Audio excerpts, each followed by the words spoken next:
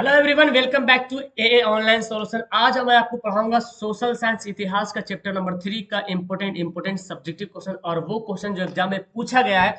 तो आप इस चैप्टर से सवाल को जरूर पढ़ें, क्योंकि इस चैप्टर से एक से दो सवाल आता है, चाहे वो लघु उत्तरीय प्रश्न में हो चाहे दीर्घ उत्तरीय हो। एक या दो सवाल, ज्यादा नहीं आता, एक या दो सवाल आता है। तो मैं इंपोर्टेंट क्वेश्चन आपको इंडिकेट कर दूंगा कौन सा इंडिकेट क्वेश्चन है। हालांकि मुझे एनसीईआरटी का क्वेश्चन बहुत ध्यान से पढ़ने की जरूरत है, क्योंकि होता है क्या, एग्जाम में अक्सर जो सब्जेक्टिव क्वेश्चन होते हैं वो एनसीईआरटी से ज्यादा सवाल पूछा जाता है। एनसीईआरटी से ज्यादा सवाल पूछा जाता है सब्जेक्टिव वाला क्वेश्चन। ओके, तो कुछ ऐसा सवाल है जो एनसीईआरटी से पूछा गया, कुछ ऐसा सवाल जो एनसीईआरटी वाला सवाल नहीं पूछा गया, तो उसको भी मैंने यहाँ पे मेंशन कर दिया है। आप एक बार दो बार जरूर उसको पढ़ लीजिएगा, ताकि सवाल अगर पूछ लेगा एग्जाम में तो आराम से उसको आप उसका आंसर कर पाइएगा। ठीक है ना। तो चलिए शुरू करते हैं। आप लोग पहली बार तो चैनल को सब्सक्राइब वगैरह कर लीजिएगा। देखिए यहाँ पे सबसे पहला सवाल है, रासायनिक हथियारों एवं एजेंट ऑरेंज का वर्णन करिए। ये क्या था भाई? रासायनिक हथियार क्या था और एजेंट ऑरेंज क्या था, इसके बारे में बताना है। कि हिंद चीन के राष्ट्रवाद में एक पढ़ना यहाँ पे जो घटना हुई थी। देखिए, नापाम इस जगह का नाम है। नापाम और एजेंट ऑरेंज रासायनिक घातक हथियार थे। ये हथियार का नाम है नापाम और एजेंट ऑरेंज। क्या? नापाम और एजेंट ऑरेंज एक रासायनिक घातक हथियार थे। क्या था इसमें भाई? अमेरिका ने इसका उपयोग वियतनामी युद्ध में किया था। देखिए, आपको इमेजिन करके पढ़ना है कि अब देखो यहाँ पे तो एक एजेंट के बारे में तो बता ही दिया ना। एजेंट, यहाँ पे शायद नापाम छूट गया। नापाम, यहाँ पे क्वेश्चन में शायद नापाम भी है। रासायनिक हथियारों, नापाम एवं एजेंट का वर्णन करो। तो आपको याद करना कि नापाम और एजेंट जो ऑरेंज हथियार था वो बहुत घातक था, और इसका उपयोग अमेरिका ने किया था किस पर? वियतनामी युद्ध में किया था भाई साहब। नापाम में क्या होता है? गैसोलीन मिला होता है, जो ज्वलनशील होने के कारण त्वचा से चिपक कर जलता रहता है। भाई साहब बड़ा खतरनाक। नापाम जो हथियार होता है उसमें क्या होता है? गैसोलीन मिला होता है हथियार में, और जब वो जलता है ना तो आग निकलती है, और जब चमड़ा में जब चिपक जाता है बॉडी में तो जलता रहता है, मतलब छूटता नहीं, जलता रहता है। एजेंट ऑरेंज खतरनाक जहर था। ये भाई साहब एजेंट ऑरेंज एक जहर था खतरनाक। उसे जिन ड्रमों में रखा जाता था उन पर अंग्रेज ऑरेंज रंग की पट्टियां बनी होती थी। देखिए, ऑरेंज यहाँ पे नाम क्यों रखा गया है? एजेंट ऑरेंज, तो ऑरेंज नाम की पट्टियां होती थी। इसका प्रयोग धन जन की भारी हानि हुई थी। देखो, तो एजेंट ऑरेंज क्या था? एक खतरनाक जहर था, और इसको ड्रम में रखा जाता, ड्रम में। ड्रम समझते हैं ना, ड्रम जो होता है। तो ये उसके ऊपर जो ऑरेंज कलर की पट्टी होती थी, और इसका उपयोग करता था कि जो धन है उसको वेस्ट कर दे। जो धन जन है ना, जो माल दौलत है, जो खाने की चीजें हैं, उसको बर्बाद कर दे। तो ये दो चीज अमेरिका ने यूज किया। कौन कौन? नापाम और कौन हथियार? Agent orange. बड़ा ही खतरनाक हथियार था। तो अब आपसे पूछेगा कि रासायनिक हथियार नापाम और एजेंट ऑरेंज के बारे में क्या जानते हैं, तो बता सकते हैं कि नापाम, एजेंट ऑरेंज बहुत घातक हथियार थे। अमेरिका ने इसका वियतनामी युद्ध में किया था। देखिए, आपके पास ये पॉइंट बनता है, अमेरिका ने वियतनामी युद्ध के लिए किया था। अब इसमें क्या था? गैसोलीन मिला रहता है, और ये हुआ ये था कि ज्वलनशील होता है, और जब त्वचा से चिपकता है तो जलता रहता है। एजेंट ऑरेंज के बारे में बताने के एक जहर था, जहर, पॉइजन। इसको जिन ड्रमों में रखा जाता था ना, उसके ऊपर ऑरेंज रंग की पट्टियां बनी होती थी। इसका उपयोग धन जन की भारी हानि हुई। इसका उपयोग से धन जन की बहुत ज्यादा नुकसान हुआ। ठीक है ना। तो आपको ऐसे सवाल को पढ़ना है, तब जाकर के आपको सवाल याद होगा। जो आप बोलते हैं ना सर मुझे लॉन्ग सवाल याद नहीं होता, सब्जेक्टिव क्वेश्चन याद नहीं होता, तो आपको ऐसे याद करना पड़ेगा। ठीक है ना। अब देखिए यहाँ पे, सवाल क्या बोलता है? अमेरिका हिंद चीन में कैसे दाखिल हुआ? चर्चा कीजिए, बताइए भाई साहब, अमेरिका कैसे दाखिल हुआ हिंद चीन में? देखिए कहानी बड़ा इंटरेस्टिंग कहानी। अमेरिका दक्षिणी वियतनाम और हिंद चीन में साम्यवादी प्रभाव को रोकने के लिए दाखिल हुआ था। तो कौन सा प्रभाव? साम्यवादी प्रभाव को रोकने के लिए जो है कहाँ दाखिल हुआ? दक्षिणी वियतनाम और हिंद चीन में दाखिल हो गया। ठीक है ना। साम्यवादी प्रभाव को रोकने के लिए। फिर क्या बोलता है? दूसरी तरफ कंबोडिया का शासक सिन्हानुक अमेरिका से संबंध विच्छेद कर चीन की ओर झुका। भाई साहब, अब देखो, कंबोडिया का शासक था सिन्हानुक, वो अमेरिका से संबंध बना लिया। देखो, जब भी दुश्मन अपना देश में घुसता है ना, तो याद रखिए अपना देश का जरूर कोई ना कोई उसके साथ मिला हुआ है, तभी दुश्मन अपना देश में घुसता है। आपके घर की बात अगर किसी दूसरे आदमी को पता चल रहा, मतलब है कि आपके घर वाला ही कोई आदमी जो दूसरे को हेल्प कर रहा होगा बताने में। तो यहाँ भी हो रहा। देखिए, कंबोडिया चूंकि वहीं पड़ता है, तो कंबोडिया का शासक सिन्हानुक अमेरिका से संबंध रखकर विच्छेद चीन की ओर झुका, जिससे अमेरिका को हस्तक्षेप करना पड़ा। साथ ही साम्यवादी रूस और पूर्व जर्मनी से संबंध बढ़ाना आरंभ कर दिया। कौन? सिन्हानो किसके साथ? और रूस के साथ भी और जर्मनी के साथ भी संबंध बढ़ाना आरंभ कर दिया। लेकिन अमेरिका पूरे हिंद चीन में साम्यवादी प्रभाव को बढ़ाना नहीं चाहता था, इसलिए उसने हिंद चीन में हस्तक्षेप किया, मतलब उसके मुदाखलत किया। क्या बोलते उसको? कबाब में हड्डी आगे बन गया। ठीक है ना? तो ये था बात कि अमेरिका हिंद चीन में कैसे दाखिल हुआ। तो समझ रहे कैसे दाखिल हुआ? तो ये रहा इसका राइट आंसर। और ये इसको नोट कर लेना इंग्लिश वाला। चलिए एक सवाल समझते हैं। ये सवाल जेनेवा समझौता क्या है। देखिए जेनेवा समझौता हुआ था 1954 में। सवाल आता ऑब्जेक्टिव में कि जेनेवा समझौता कब हुआ था। मैं आपको बार बार बोलता हूं, अगर आपको ऑब्जेक्टिव क्वेश्चन की तैयारी करना है तो आप अभी से सब्जेक्टिव क्वेश्चन पढ़ना शुरू कीजिए। जब सब्जेक्टिव क्वेश्चन पढ़ते हो तो इसी से ऑब्जेक्टिव निकल के बाहर आती है। तो जेनेवा समझौता मई 1954 में हिंद चीन समस्या पर वार्ता हेतु बुलाया गया सम्मेलन था। यानी कि जेनेवा समझौता क्या हुआ था? हिंद चीन समस्या के लिए हुआ था।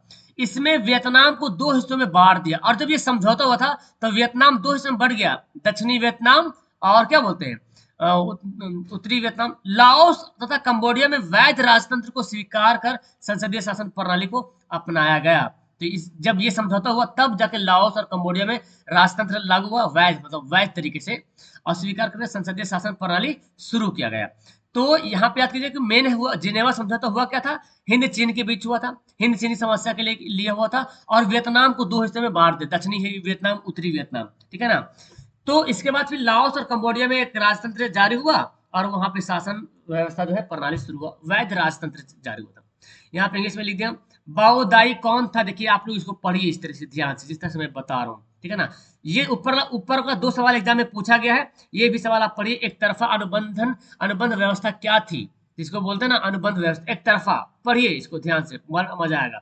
हिंद चीन में फ्रांसीसी प्रसार का वर्णन कैसे हुआ? अब देखिए हर क्वेश्चन को हम पढ़ा करके समझा के बताएं तो ये इम्पॉसिबल है, बहुत ज्यादा टाइम लग जाएगा। आप भी तो कुछ कर सकते हैं ना, इसी बात को मैं पढ़ के बता रहा हूँ, इसके अलावा कोई भी कुछ नहीं कर रहा हूँ, इसको पढ़ के बता रहा हूँ। तो आप भी कोशिश करो, इसको पढ़ो और समझो अच्छे तरीके से। मैं क्वेश्चन को प्रोवाइड कर रहा हूँ अपने अच्छे तरीके से, ताकि बच्चों को समझ में आ जाए, आपको समझ में आ जाए। ठीक है ना? इंग्लिश में भी मैंने यहाँ पे ट्रांसलेट कर दिया है। और डोंट वरी, टेंशन मत लीजिए, इसका आपको पूरा आंसर, अगर आपको नहीं स्क्रीनशॉट लेने आ रहा तो आपको जरूर मिल जाएगा। डोंट वरी, मैं बताता हूँ रास्ता कहाँ पे जाना है, कहाँ पे मिलेगा। ये आप इंग्लिश वाला लिख लो, नोट कर लीजिए। हुआ हुआ आंदोलन भी बहुत इंपॉर्टेंट पूछा जाता है ऑब्जेक्टिव में। हुआ हुआ आंदोलन कैसा आंदोलन था? तो धार्मिक था, धार्मिक सांस्कृतिक, धार्मिक और सामाजिक था ना, धार्मिक राजनीतिक था, शायद धार्मिक राजनीतिक था। देखिए यहाँ पे बोल रहा है हुआ हुआ एक वियतनामी बौद्धिक धार्मिक आंदोलन था। शुरुआत 1939 में हुआ था। बौद्ध सुधारक हुइन हुइनफू शो ने किया था। किसने किया था? हुइनफू शो ने किया था। हुआ हुआ समन्वित धार्मिक समूह काओ दाई के साथ फ्रांसीसी और बाद में जापानी उपनिवेशवादियों के खिलाफ सशस्त्र शत्रुता शुरू करने के पहले शुरू समूहों में से था। ठीक है ना? तो ये आंदोलन हुआ था, इसके बारे में आपको ध्यान से पढ़ लेने का। ये सवाल आया था एग्जाम में, इसको नोट करिए ध्यान से, एग्जाम में पूछा गया सवाल है। होची मिन के बारे में लिखिए, शॉर्ट में लिखना है, मतलब एक सम विषय में लिखना है। आप देखिए सवाल 2 नंबर के पूछा गया तो 2 ही नंबर जैसा लिखिएगा। देखिए होची मिन वियतनामी स्वतंत्रता संग्राम के अग्रणी नेता थे, यानी कि वियतनामी जो स्वतंत्र हुआ था उस संग्राम का अग्रणी नेता है, मतलब सबसे एकदम सबसे फर्स्ट वाला जो नेता होता है उसको बोलता है अग्रणी नेता। वे साम्यवादी विचारधारा से प्रभावित थे। 1925 में उन्होंने वियतनामी क्रांतिकारी दल की स्थापना की। तो याद कीजिएगा, वियतनामी क्रांतिकारी दल की स्थापना किसने की थी? होची मिनी किया था। ऑब्जेक्टिव बनता है कब किया था? 1925 में। और फ्रांसीसी साम्राज्यवाद से लड़ने के लिए कार्यकर्ताओं की सैनिक प्रशिक्षण की व्यवस्था कर दी। यानी कि फ्रांसीसी साम्राज्यवाद से लड़ना था तो इन्होंने सैनिक शुरू कर दिया, सैनिक की ट्रेनिंग देना शुरू कर दिया। 1930 में राष्ट्रवादी गुटों को एकत्र करके वियतनाम कांग सान देंग दल की स्थापना की, यानी कि एक दल बनाया, एक पार्टी बनाया, कांग सांग देल 1929 में। और 1945 में उन्होंने लोकतांत्रिक गणराज की स्थापना कर लिया, मतलब गणराज की स्थापना भी कर दी 1945 में। वे जीवन पर्यंत वियतनाम की स्वतंत्रता और अखंडता के लिए संघर्ष करते रहे। मतलब हो ची मिन्ह बहुत अच्छे व्यक्ति थे, देखा जाए तो, है ना, अपने देश के लिए। जैसे हमारे देश के लिए और भी, जैसे आपने सुना होगा हर एक देश के लिए जो मेन होता है, नागरिक होता है, जो मेन व्यक्ति होता है, जो जिन्होंने बहुत ज्यादा बलिदान दिया होता है, तो उसका संघर्ष हमेशा रहता है। और देखिए इनका भी संघर्ष जो है वियतनाम के लिए बहुत ज्यादा संघर्ष रहा, स्वतंत्रता और अखंडता के लिए मेहनत करते रहे। तो इस तरह से आप पढ़िएगा। देखिए यहाँ पे इंग्लिश में दिया हुआ है होची मिन्ह का संक्षिप्त वर्णन की, आप वही सवाल आता आगे क्या? हाँ सेम सवाल आ गया, कोई दिक्कत नहीं, दूसरा टाइप से भी लिखा जा सकता है। ये लॉन्ग सवाल है, तो देखो लॉन्ग सवाल आप याद करो या ना करो एक बार पढ़ लो, लेकिन शॉर्ट वाला सवाल आपको याद कर लेना है हर हाल में।